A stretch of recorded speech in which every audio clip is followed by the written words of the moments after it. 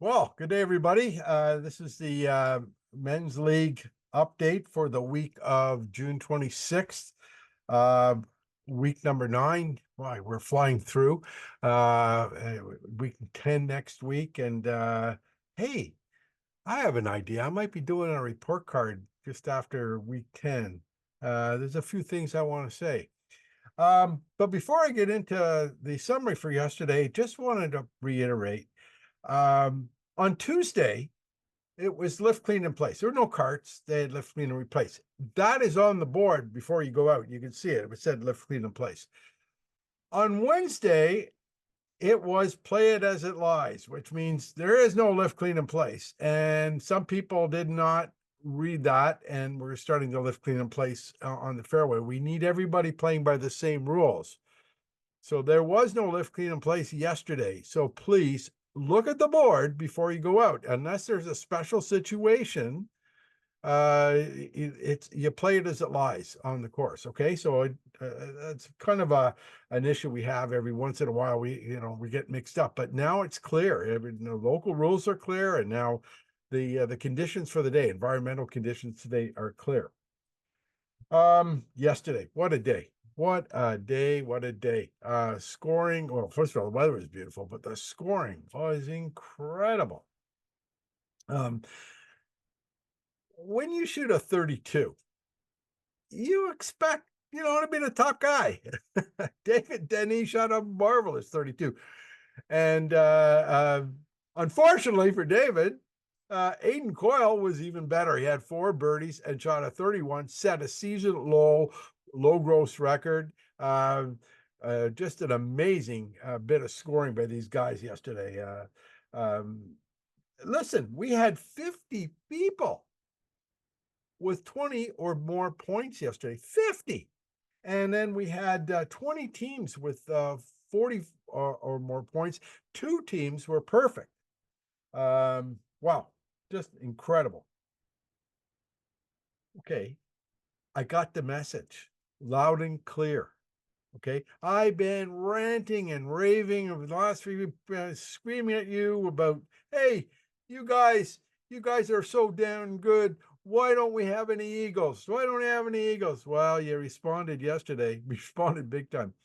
First of all, Chris Hilliard in the fairway bunker on number 5 knocks it in the hole for an eagle. And then Elliot Riddell decides enough's enough. He got an eagle. And I think David Denis, who I don't think I've met, I might have, I think I know of him and I've seen him, but I guess he was a little bit upset and he got an eagle. So we had 3 eagles yesterday. Thanks, guys. Got the message. Got my eagles. I am happy. I will sleep well tonight. Thank you. Finally.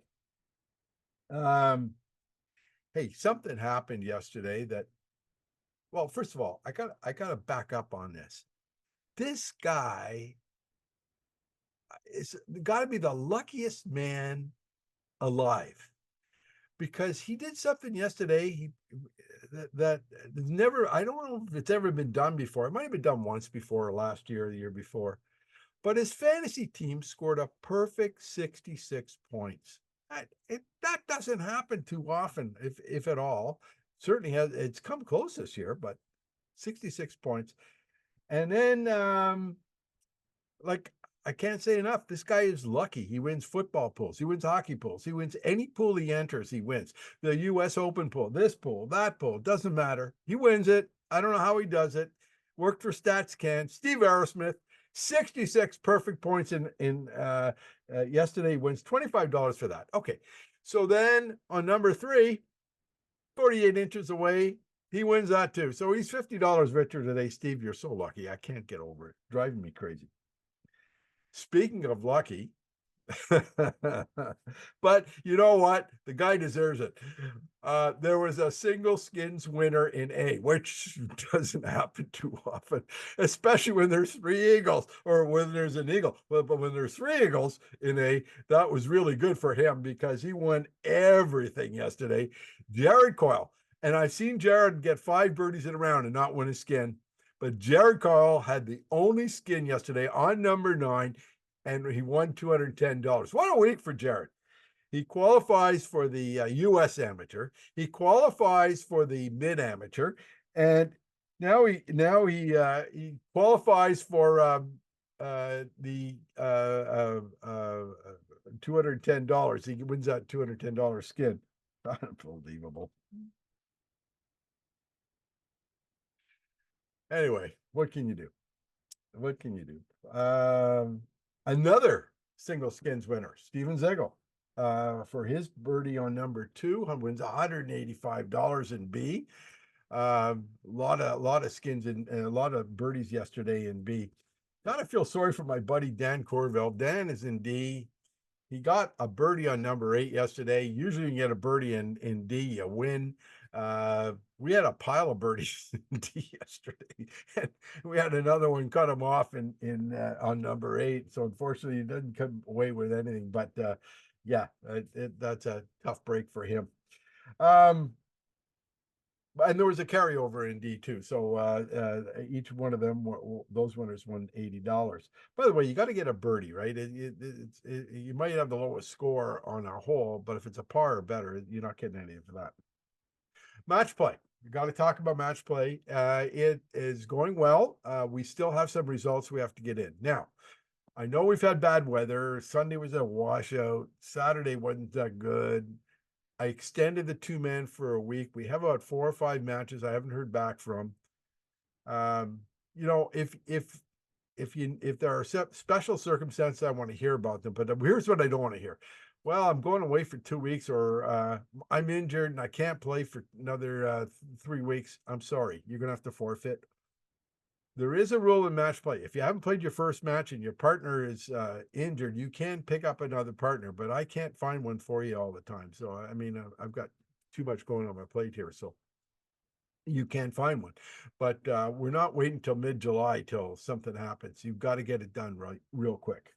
So get your thing in singles. There's no reason for that. Now, when round 2 starts, once again, I don't want to get stuck in this well, I got to go to the cottage and I'm going away on a holiday and stuff. Get your rounds in. It's very tough to schedule 2-man or 4-man, 4 people on a 2-man thing. So match play, and Mark Balsamo's following up. We will do an update of match play. I think it's next week. Neil and I are meeting, and I think he's talked to a few of you about your matches, because some of them have been fantastic. They've gone into overtime, or they've gone back and forth, and just great results. Good news, number 6, hole number 6, which is sponsored by iOS and Steve Ellis. Thank you very much. You get a great prize. We're also giving a Moosehead has stepped up and giving us 6 packs of beer for that. So any previous winner of hole 6 and any future winners of hole 6 will receive a 6-pack for closest to the pin on 6. You just have to see Nolan or Fergus to pick them up in the club, in the pro shop. National Golf League's moving along, as we've had our 4th round yesterday. Now it's your best 4 of 6 rounds that are going to count. And I've published my estimate, and it's only an estimate because I use a men's league handicap. National Golf League is going to use your Golf Canada handicap, and that may vary. So anyway, the top 8 players, I think it's going to be top 8. We'll get to choose a partner to go to the regionals, and if you win the regionals, you go to the Canadians, and we had 2 people do that last year, so it's really exciting. Speaking of National Golf League, the last day for counting is July 10th. So that'll be the last NGL qualifier. And then on July 17th, we're going to have the Green Teas, Green Tea Day, Green Tea Wednesday. So everybody play from the Green Teas. And I'm going to be interested to see 2 things. One, what the scoring change is going to be like. Even though I'll be using the difficulty ratings from the whites, because it's too hard to change for that day. I'll continue to look at it, but I'm so afraid of screwing something up. I'm looking at the hole-by-hole scores. Last time we did this, there wasn't a whole lot of difference between whites and the greens, but we'll see what happens. It'd be interesting. I'll report on that. Finally, I don't have a rant, but I got a pout. Okay, I am pouting. Let's see. Last week, I had a shot on 8, almost put it in the hole. I was 13 inches away. I'm competing with 50 other guys to be closer to the pin. Not 100 and not 245, which is our league total right now. 50. 50. So I go on Thursday morning and my name's not there. I'm going, what's going on? And anyway, I check it. It was Mike White's name was there. Well, there was a mistake. Somebody mistook 13 inches for 13 feet. I don't know how. There's two little quote marks means inches, but anyway, we just got to write it out. And the next person put down 11 inches. It looked like 11 inches, but it could have been mistaken for feet because it was they were kind of close together, and then it got out of hand. So I phoned the second place guy, the guy that had 11 down. I said, was that inches or feet? Oh, no, it was inches. Beat me by 2 inches. How does that happen? Anyway, incredible. What incredible. Bill Giff, 11 inches, number 8. I got to be the unluckiest guy in the world. I can't win. I just can't win anything. You get 13 inches, somebody gets 11 on competing with 50 other guys, same hole. Happens. It happens. That's the game. I love it. I love every bit of it. Anyway, guys, thank you very much. And until next week, you all play well.